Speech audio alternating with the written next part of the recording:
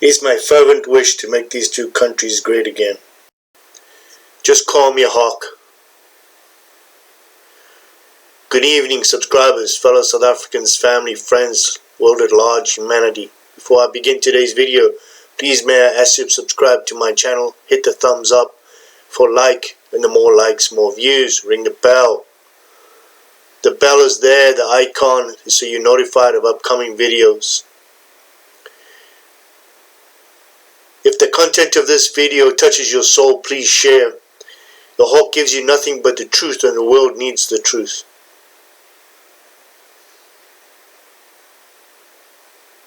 Donations are greatly appreciated, as I'm using my own funds, but the donations are needed for many in South Africa of all races.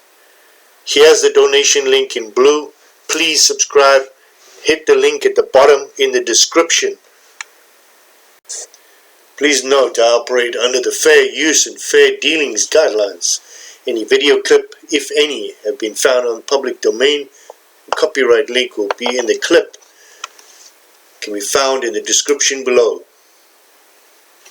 Please click on the link and enjoy the full video if mentioned in this video. All views expressed are purely my own and based on extensive research. I urge everybody to do their own research on the topic discussed in this video. All links are in the description below. This is the Hawk. I'm here to tell you a tragic story about a young girl named Lizanne, 22 years old, coming home from a game or somewhere in town near Witbank in South Africa, in the prime of her life, with the secret she hadn't told her family. She took a corner at a four-way stop street intersection, and a man traveling at approximately 140 kilometers an hour hit her car. Unfortunately, she didn't have a safety belt on. She was blown from the driver's seat through the passenger window on the passenger side door with head injuries. Approximately 4 hours later, the parents were contacted that their daughter was in hospital in Witbank, at the Witbank hospital. They managed to get a ride from the ministry that they belonged to. They went to the hospital. Their daughter was lying on a table. They were bringing her out of x-ray. They overheard the nurse say that the CAT scan machine was not working. They went into casualty and they left her in the cubicle, exposed to everybody. When I went up to the child, she was soaking wet. This young lady was shaking uncontrollably, obviously in shock, wet. She had brain injuries. When asking for help from the nurses, they were uncooperative. They finally, all she had attached to her was oxygen. The father said when he held her hand, she squeezed his hand. He believes that she knew he was there. During this time, her heart rate went up to like 250 beats per minute. The alarms were going off. Every time they went up to the nurses basically blew them off. They finally sedated the daughter. They didn't dry her. They managed to, they did not have a CAT scan, and there was no neurologist. They kept saying he was in theater, and this went on and on. With the alarms going off all the time, they kept going back to the nurses. The nurses were too busy watching the World Cup rugby, not interested. Apparently the place was absolutely filthy, with blood in the bathrooms, on the toilets, no toilet paper. The floor was disgusting. Most of the area that was there was a mess and dirty. The attitude of the nurses were that they did not want to help. They finally managed to get the child to another private hospital to do a CAT scan. That hospital demanded $1 million or R1 million to treat the child. They then took the child back to Witbank Hospital because there was the only neurosurgeon there. The neurosurgeon never arrived.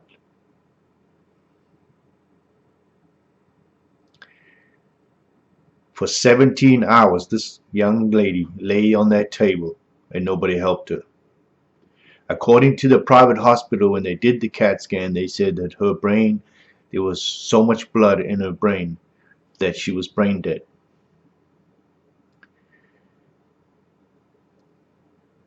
When they did get back to Witbank Hospital, the parents decided to go home quickly and come back, hoping that the neurosurgeon would be there. But when they got home, they got a call to come back to the hospital. When they did come back to the hospital, they were told that their daughter had passed away. 22 years old.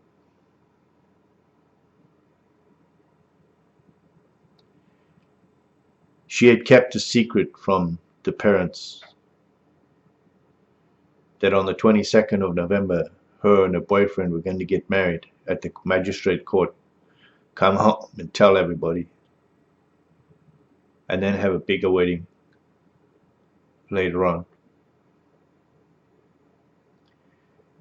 I'm going to attach videos and pictures of the funeral and an interview with the family, which is quite heart-wrenching.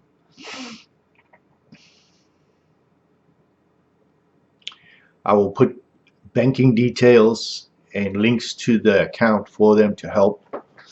I'm calling on all lawyers out there in South Africa to please assist this family in suing this hospital for malpractice and for not doing their job as a Hippocratic oath they sign when they become nurses and doctors, is to save lives. And in casualty, within an hour, you need to stabilize this patient or move them to a place where they can be stabilized, or operate on them, or do something instead of watching the World Cup rugby and ignoring these people's, this family's pleas for help. The driver that hit this young lady has, after the parents found him, contacted him, he states his remorse, but he's making excuses as to what happened that day. At 140 kilometers an hour, he states that his brakes failed. He also states he wasn't drinking, but according to eyewitnesses and witnesses at the scene, they could smell alcohol on him. He was unconscious, and we believe that the police took a blood sample, or the hospital took a blood sample. This will prove otherwise. When they did a check on the vehicle's brakes, the brakes were working fine. The gentleman has subsequently closed his Facebook account, and he did call the family on Monday and stated, last Monday, and stated that he was going to the police as the police would like to talk to him, and since then nobody's heard from him. What I find quite pleasing and interesting is that the tow truck driver and his wife actually came to the funeral of this young lady to pay their respects, which I feel is a great thing. So please, everybody, if you would, donate to this family so they can hire a lawyer and get some clarity as to how this is done. I feel it's terrible. When they went to the private hospital, the outrageous amount of money to save a life is just wrong. I'm going to do another story on how these private hospitals are ripping people off and taking these people for the last cent that they have and not doing their jobs. This has to stop.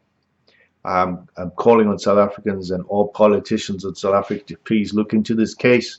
I will be contacting all my political friends in South Africa from the top to the bottom to demand that these nurses and doctors that were involved in this case be fired, and the hospital be brought to case for not doing their jobs and for having lost sight of what's the point of being a doctor and a nurse.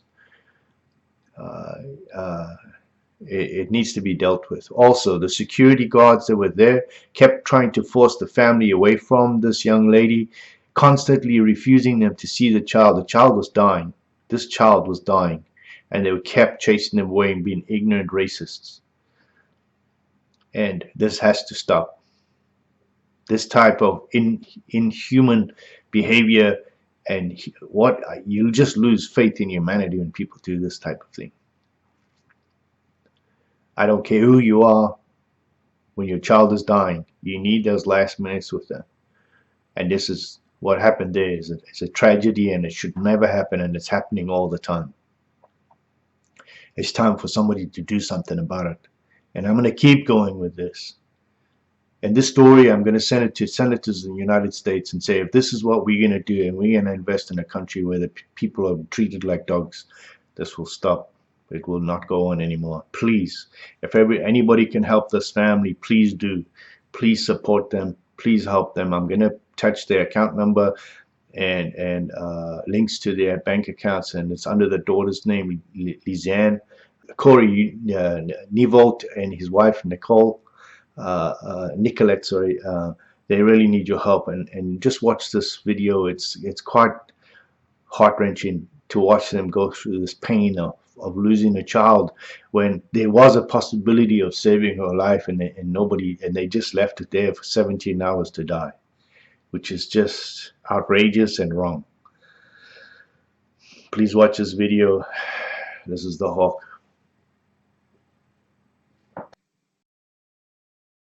All right, this is the Hawk. I'm interviewing Coenie Niewoudt and his wife Nicolette, their daughter Lizanne. She was killed in a car accident. It was on Friday, I believe. It was Friday, I believe, correct? It was just, it was early mornings of Saturday morning on the same. Okay, all right. Okay.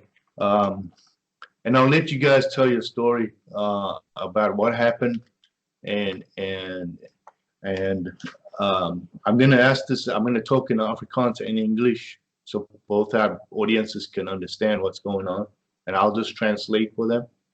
Okay. All right. If you guys would like to tell us what happened, go ahead. Tell us when would you first get the call to tell you that something had happened? It was in the early morning, about 20 to 2 in the morning, when I woke up and I saw on my phone there was a message from Samantha, and she asked me to call her urgently on a number because my daughter was in a vehicle accident. And we call her and she said we must come to the hospital with her because she's unconscious. The stage with her, she was just broken and having concussion. There was nothing seriously. And then I found my church father and asked him to take us to the hospital in the bank. It's about half an hour's drive to the clinic. Then he came in, and then when we saw our daughter lying there, and she just came out from X-rays when we came there, and she was unconscious but soaking wet, and she didn't come around, and I put her into a cubicle with only oxygen in her face, and then she died with nothing from her. We arrived at the hospital around 4:15, 20:15. That's about 3 hours after the accident. So they struggled to get his viewers, didn't hear the phone going off. When we arrived at the hospital, we went in through casualties, And we asked them, they didn't just know who I'm talking about. And I showed them the white lady coming in the car accident. They told me, oh, she needs to scan and X-rays. And we ran up the passage, and just when you take the corner, we saw them bringing my daughter down. And and it is there where I heard the one sister say to the other sister, could only take the X-rays, CTI scan isn't working. And they, like my wife said, they pushed her into the ER, and there they let her lay, and we asked what is going on. Still can't do anything because of the CTI scan is. The security, they put it, get us behind the gates, and they only allowed one at a time at the bed. And as I want to go with my husband to my daughter, they keep us away from us, and they're very, very racist and very nasty to us. You can only go one to a bed. And what hospital was this? It was Witbank General Hospital. Okay, okay. And do you believe that they didn't treat your daughter correctly, right? No, deep in my heart, I know, I talk to people, if somebody come in with a head trauma and they are unconscious, the first thing that ER doctor must do is he must stabilize the patient. Yeah. Must take her for X-rays, and after the X-rays for the CTI scan. Okay, they did it, but they did it 2.5 hours after she arrived at the hospital. Yeah. And then so they waited 2 hours before they even took an X-ray. 2 hours before they sent her for the CTI scan. And then when we heard the CTI scan is not working, we pushed her in there. And she lay there till about 10:30. Her fiancé was at that time in Mississippi. He's on that 9-month contract working for farm in Mississippi.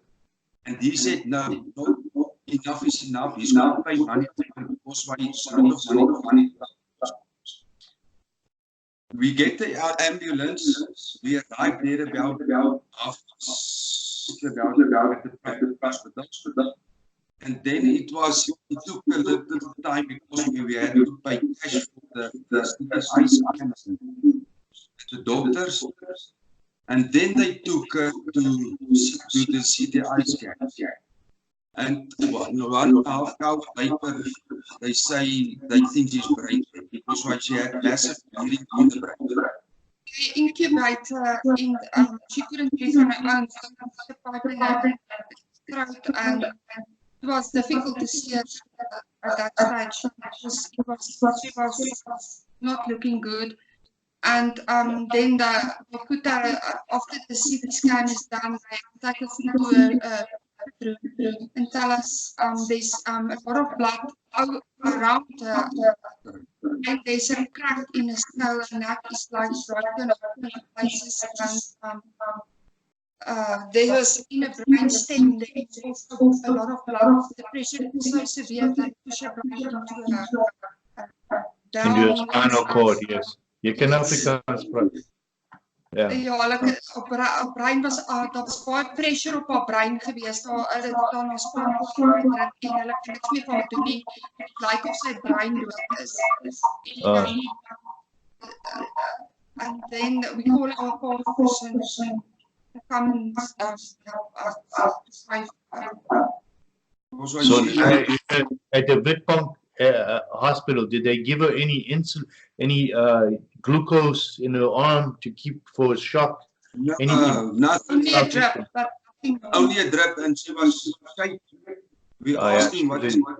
She's in shock. Then it is the brain impulses to the. And then they just give her dormicum. It is like sedation, and then she lay there. She lay there. When they transferred her to the private hospitals, there wasn't a neurosurgeon in the private hospitals. They say only that hospital, General Hospital is got the nearest. She must go back. And we continuously ask the people there. Because why they say they arranged a bed for her in ICU. Now, it gives us a little bit of comfort because why now we know there's going to be a sister constantly next to the monitor. Yeah. Because why, my motto is, if there's life, there is hope. If there's hope, there is life. I was a parent praying and fighting for his daughter's life. Sorry. It's okay, man. When we arrived there at that hospital, it was a white doctor, but he sounded like a Russian or Czechoslovakian doctor. We struggled to understand him, and he struggled to understand us. But he had a very tekortafhouding gehad. He was short-tempered. See, he was. There's no bed. Where must I put that? There's no bed. No bed. And it goes on, and after a while he said, okay, what I'm going to do is I will go for a bed, and then I will phone the neurosurgeon to come. Then he's on the phone. He said he can't find the neurosurgeon, and the neurosurgeon doesn't have WhatsApp. Now he took pictures of the X-rays of the CT scan. He's going to test the scan. And he went to the operation theater, and there my daughter lay.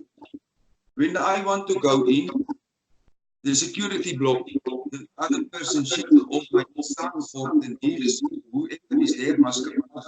I can go in. Then I'm holding my daughter to comfort her.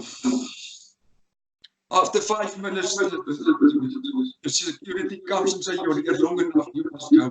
Then I must leave my daughter, somebody else. So we related everything. After 15 minutes, say it's my time, then I'm looking for my daughter to comfort her. Then the other security guard, the lady comes, no, you can't lay on the bed, you're upset, you're patient, you can't go sleep away. And then I go, then the monitor is going off, beeping, because my heart rate started to go. Then I go in, and then it's 250. And then I go to the sister station there. Look, because Vodka Brakkie, now the staff and the doctors is sitting in front of the PC, and once Vodka Brakkie, go and ask yourself, what's going on? We're waiting for the neurosurgeon. And that is the way it's went the whole day. And they don't even want the pastor to go through to pray for her. They was very racistic and hulle was baie heerlik met ons gewees. Hulle was teaching. There was no privacy for my daughter, and they didn't give her any medication, nothing. She was just like there. There was nobody there to help her, and when we begged them to help her and asked them, please help her. When the sister neurosurgeon coming, they just say, wait for the doctor. There's an okay houding, they don't dirty in there, and it's not really bothering for us to use, because there's no blood on the toilets, there's blood on the floor near my toilet. It was dirty all over. If you pull the curtains close to give your daughter some privacy, it's open and everybody would see her. And they're shouting at us that the security was very aggressive. They threw us out every time. We couldn't be there a block as long as 5 minutes. And there was one time, wasn't the white doctor said he was almost in the theater according to them the whole day. He didn't pitch up half an hour before my daughter died. Nee, he was gone. He was, when we asked where's the doctor, now he's still in theater, Then the black doctor there, he disappears. There's a young woman doctor. The daughter's machine goes off again. I run out and ask the steward, please come, what is wrong with my daughter? She looked at me, I'm not working here, I'm just here to pick up a file. I said, but you're a doctor, can you please just tell me what is going wrong? Sorry, I can't help the chicken. She was lying there and dying. She was lying there and dying. So about 6:30, monitors was they suddenly toe hulle ingryp eventually. Haar monitors het so hoog gegaan toe hulle gekom en die ventilator terug aangesit en haar hartrytme het afgekom tot 100 en haar bloeddruk het afgekom en toe hulle vir ons gesê sy is gestabiliseer nou en toe haar fiance is father-in-law said he's going to take us home just to shower and eat something, drink something, just relax.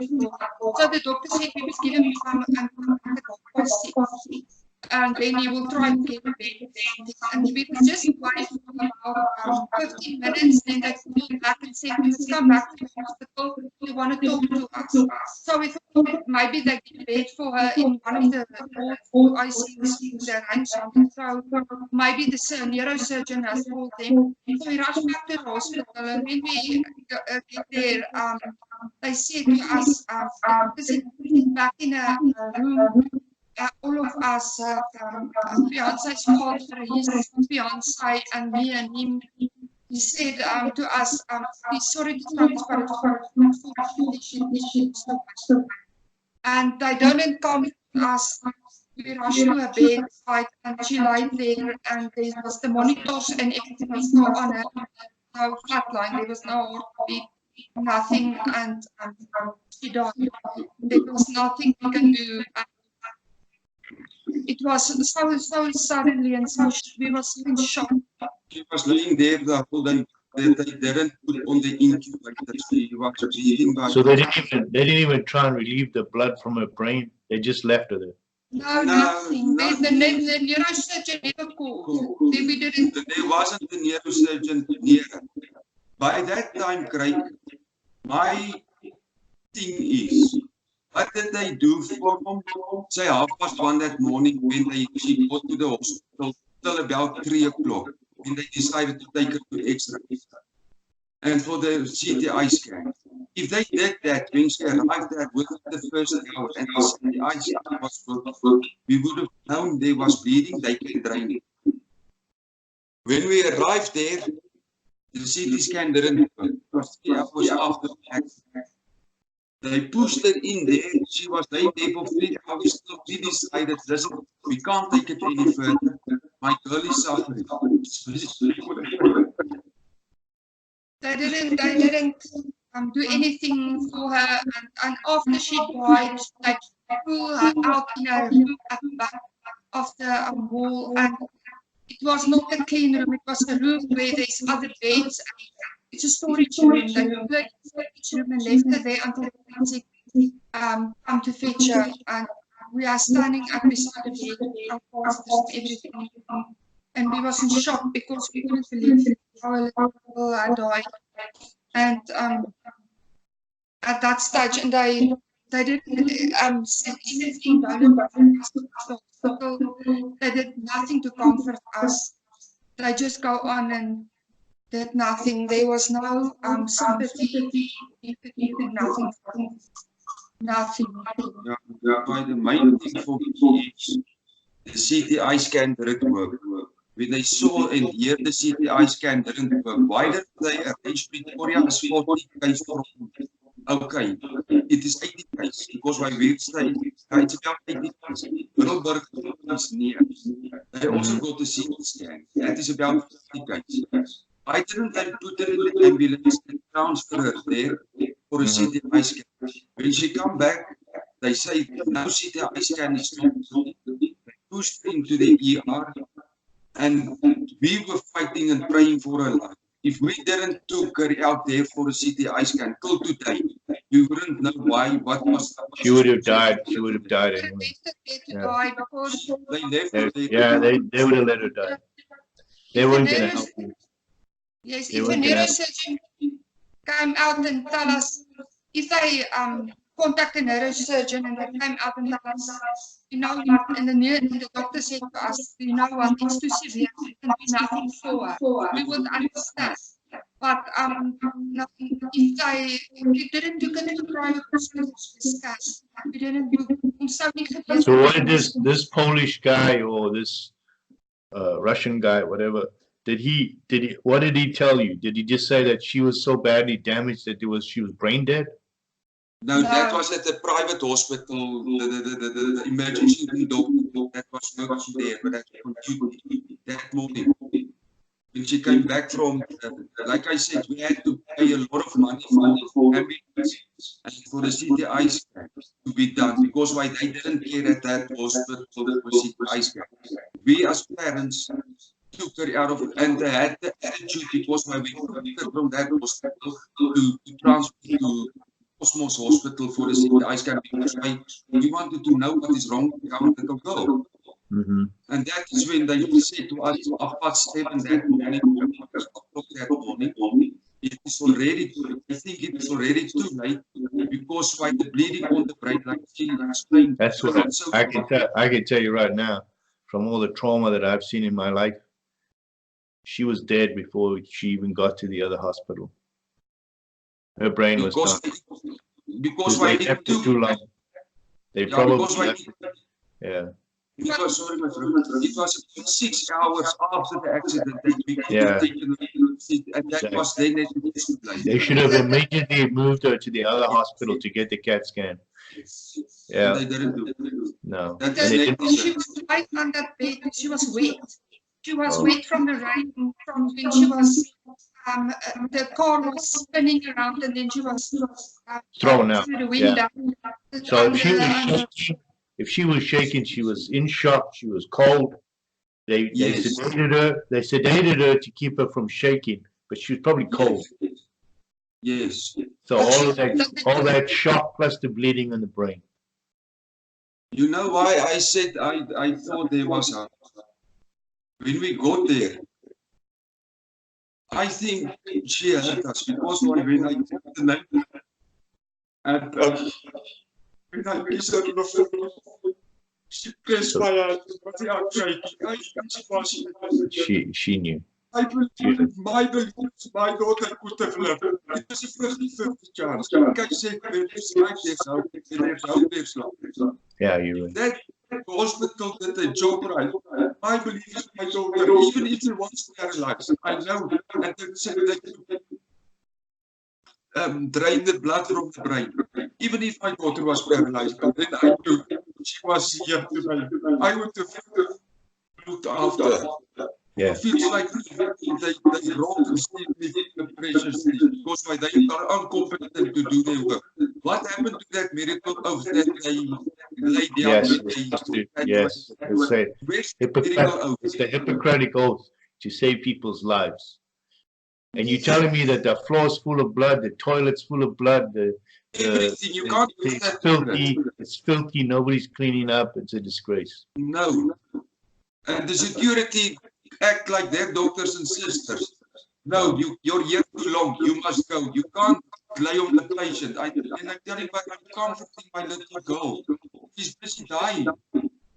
No, you must go, you must go. You can't no feelings. They have no feelings whatsoever. I think it is time some people a person stand up and tell this story. It happened to my girl. What if it happens to one of two other people with their negligence? My side is they were negligent with my daughter. Because when you can't say if you see the ice scan put into the ER and then you left it there, they left it there to die. That's what happened. If we didn't step in and take it to the private hospitals, we would have heard from the autopsy. Now that is why she died. Okay. So you say, so you've heard from the driver that hit her, right? He said, he called you. I got his name and surname, and then the one friend of her where we were staying went into Facebook, and his picture popped up. And they were, but we only could see who it was. Then I found the breakdown people and asked them, please, do you have a number for me? And Yes. without hesitation, they gave me the number. And I rang the number, found the number, and sorry, another guy found the number. No, this is not this number. But I know him, I will phone him, to phone you. And then he gave me another number. I found the number, nobody picked up. 20 minutes, nobody picked up. This guy told him, I'm going to phone this. Half an hour later, he phoned me, he said, I can't sleep, I can't eat. I said to him, yes, you do the same. If I know I was responsible for another person. And that's when I asked him, why did you drink and race down that street? And he's like, no, I didn't drink. I was working long hours, just tired. I said, how the hell do you race down the street and can't see the car sitting right in front of you? And that was the last time. Oh no, he phoned me the other day again and told me, no, he can't make the gift because I arranged the meeting. I wanted to see him face to face, to tell him what did he take away from us. And he told me, no, the police got hold of me and told me I must come to the police station and they will get me. He's struggling because he's got the car now and it is difficult to get his house to the police station. And that was the murder. But they drew blood from him and I found out he was drinking. He was drunk actually. And he said to the guy, his brakes was failing. He couldn't stop. So I took hulle het wiele afgehaal en alles goed toe tyd gejok. Hy het allerhande gedink om homself te cover en hulle het al die waarheid afgekom en die video gewys Is there video of the accident? Yes, there was cameras on the roof of the garage that is selling cars. Look onto the stops. They could Can we get copies of that video? I asked them, it is by the police station and the police won't give it to me. They must use it as evidence against it. Oh, okay. Because that would be great to get hold of. It is impossible to get hold of it right now because it is a police station for evidence against it. What police station? I know it is in Witbank, but I don't know in which area is the police station. We don't know Witbank that well. We only know it's where forensics are. Oh, okay. The police station where the forensics are. Okay, maybe I can get a copy of it. I'll see. Let me do some research. Maybe I got some friends that might be able to help us. But the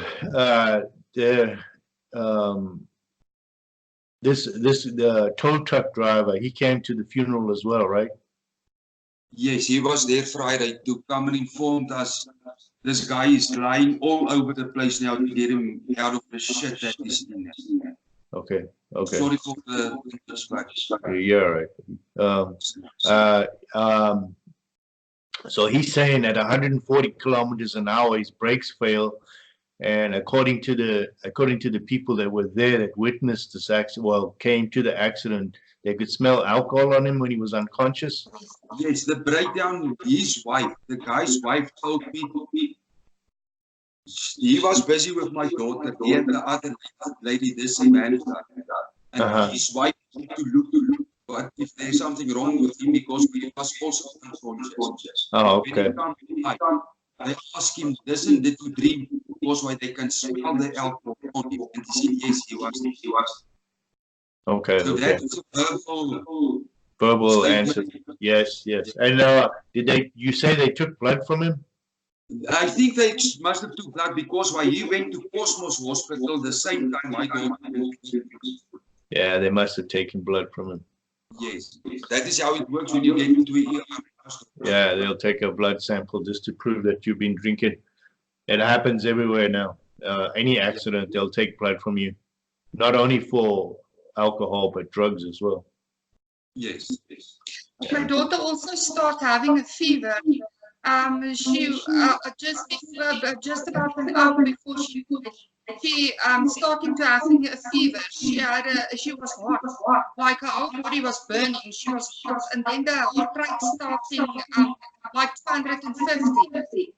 We called them and asked them what happened now. Why is she so feverish? What happened? They didn't do anything. That they Yeah, she was, you know, she's in shock. Her whole body's in shock, and they just left her there. That's what's happened. I forgot to tell you this one part. And these was sitting with her. Because my lifted and she's coming out there raving mad, jumping up and down. She wanted to strangle that. She said when the monitor started to going off the first time, orange, red, orange, red, orange, red, that means danger. Yeah. Then the sister asked her, you tell me what is going on. Why you ask me? You know most. Tell me what is going on. They didn't give a damn. That's what happened. They didn't give a damn, Craig. That's why I say they killed my daughter in that hospital. They didn't do the right thing. Yeah, yeah. And this is the casualty ward at Witbank Hospital? Yes. Okay. Do you know who the staff were, or do you have any names of the staff on duty that night? We'll have a roster there who was on the second. Can you what day was this? On the 2nd of November. 2nd of November. Okay, I'm gonna contact some politicians in South Africa that I know personally and have them also investigate this, and I want them all fired. I'm gonna demand they get fired. Because like I said to you, if we know in that 4 hours, if they did the job that they were trained to do correct, and if there was bleeding on the train, I said it was a 50-50 there. It's a casualty ward. I mean, it's the casualty ward. This is the ward that you stabilize people. You get them stable. I mean, that's your job, to stabilize them, not to be watching the World Cup rugby. They were watching the World Cup rugby. I was watching the World Cup rugby, and if there's something happening and we asked them, they were arrogant to us. And hulle was baie lelik met ons gewees en hulle het ons geen informasie gegee wat betref nie. As ons daar nie oorgekom het na die hospitaal toe om die CT-scan te kry nie, sou hulle haar daar gelos het. Ons sou dood gegaan het en ons sou nooit gevind het waar never know why she died, because they did nothing. Okay, so guys, I know that Natalie in Canada has set up something for you guys, or I'm not sure, the bank account and all that type of thing. She's using my bank account. Okay. So, bank account, but they put her name on it, daughter's name, with a Okay. For it, yes. I'm gonna put it on the link below the video that we make today, and no worries. And I want you to use that money. Whatever money comes in, I'm gonna call everybody to donate. What I want them to do is I want you to get a lawyer. I'm gonna do that. Get a lawyer, and there's that link I told you who to get a hold of, the medical people that do investigations on this. And I want you to go, and I want you to don't let her die in vain. I don't want to do that. Yeah, don't let her die in vain. I cannot tell you how sorry I am. Thank you. Child. And what we will do is I will do my utmost best to let every politician in South Africa know what's going on. And I can't understand why that place is filthy. These people were incompetent, it sounds like, and also they didn't do their job right. That girl should not be dead. Even if she was paralyzed, even if she was brain dead, they should have given you an answer within an hour. They let her sit there for how many hours? Almost 12 hours. 17 hours. 17 hours. We had to sit in for 17 hours watching. Begging them to do something. 17 hours. 17 hours of begging them to do something, and they did nothing other than give her oxygen and sedated her so she couldn't shake and do whatever. Yes, They basically That's all they did. They helped her to death, basically. Yeah, I'm so sorry, buddies. Listen, we will do the best we can. I will put this all over the internet. It'll be on my YouTube channels in USAC, and the other one, the United South African Coalition, it will be on YouTube as well. I'll put it on Twitter, and we will get it out there.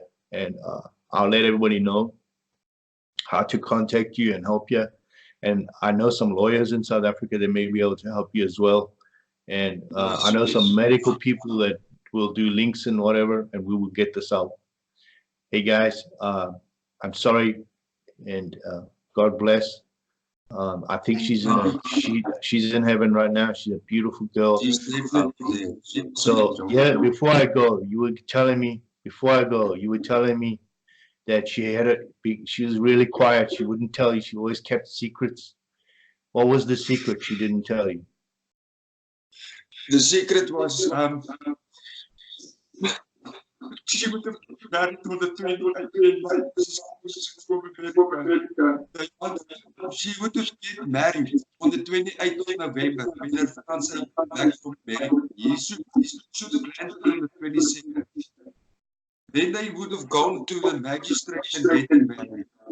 And then the place was booked for the honeymoon in Hoedspruit and Langa, everything. Then they would have come back and surprised us and tell us, listen, we're married, but then they're going to arrange for the real big wedding for the family and friends. That was the type of people.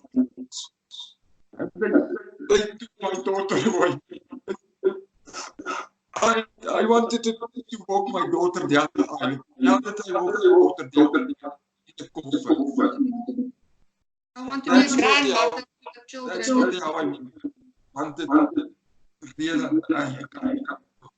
It's hard criteria. I know. I'm sorry, buddy. I'm sorry.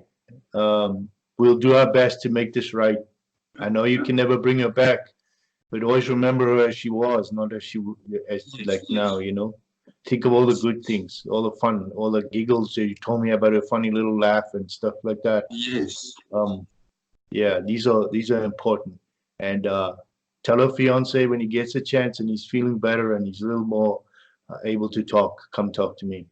I will talk. And if he's in the States, he can come call me as well. It's easier to call me from here. And you have my number. Yeah. Just guys, just hang in there. We'll do our best to help you.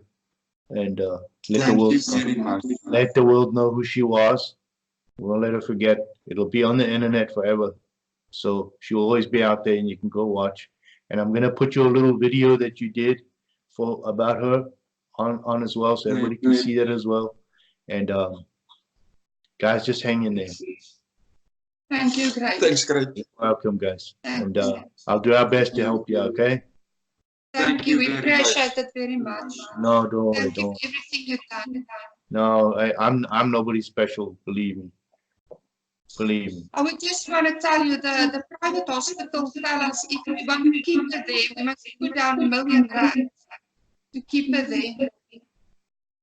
There's another story I'm going to be doing very soon about that story, about how they're ripping people off and how they ask you immediately how much money you have, and then they want you to, then in the end, that's all the money you're going to take from you. They're going to take everything you have. Yeah, I'm understanding there's some international people involved that are actually doing it, and when I expose them, they're not going to like me. They're going to not like what I do. Thank you, Greg. God bless you. You too. Take care, and we'll talk soon. Okay? Thank you, Greg. All right. Bye-bye.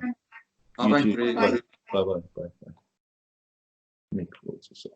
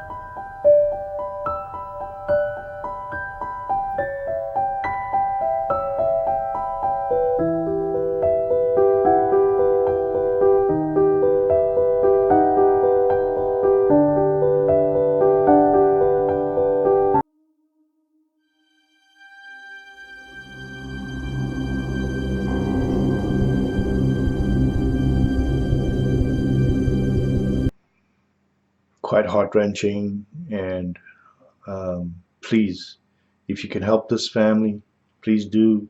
Any attorneys out there that deal with these types of things, please contact this family, or contact me, and I'll put you in contact with them.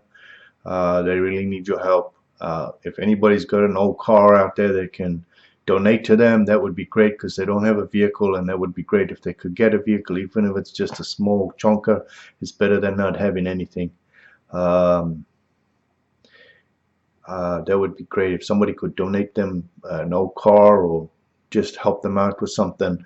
I'd really appreciate it. It would mean a lot to them, and for me, I'd really appreciate if you could help them out. Anybody out there that has an old car that they would like to donate to them, please donate.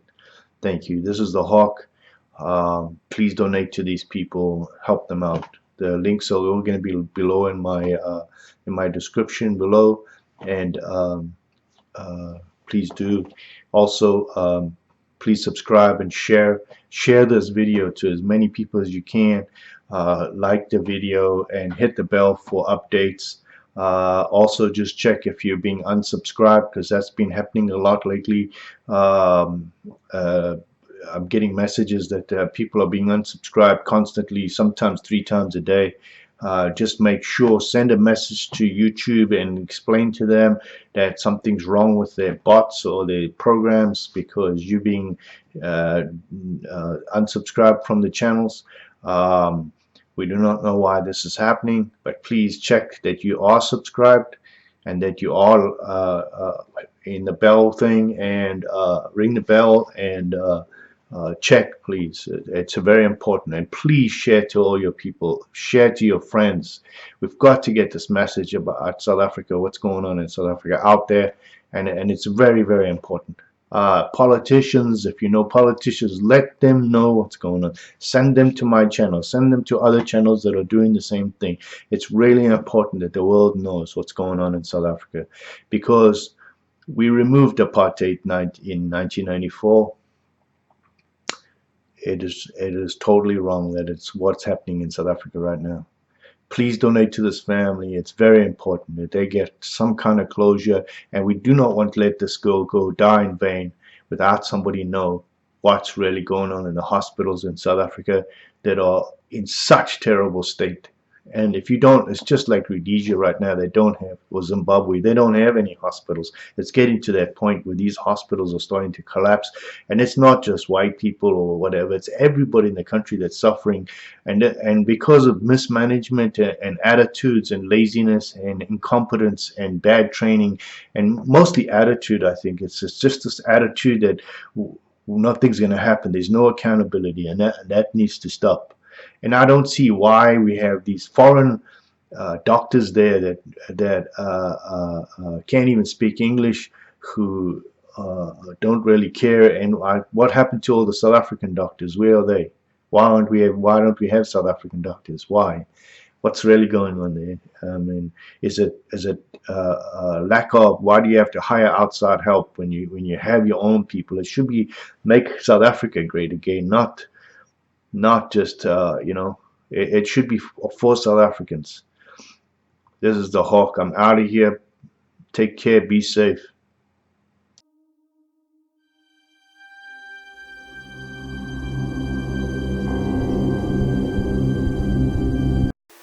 Just a reminder, USAC, United South African Coalition, rally on the 16th of December. All are welcome.